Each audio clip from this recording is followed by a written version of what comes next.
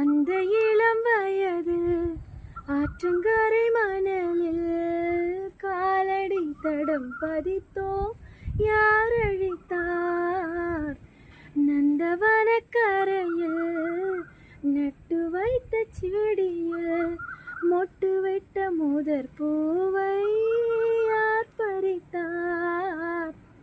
காதலர் தீண்டாத பூக்களில் தேனில்லை, இடைவெளி தாண்டாதே என் வசம் நான் இல்லை.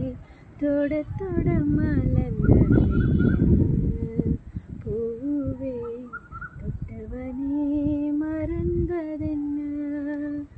பார்வைகள் போது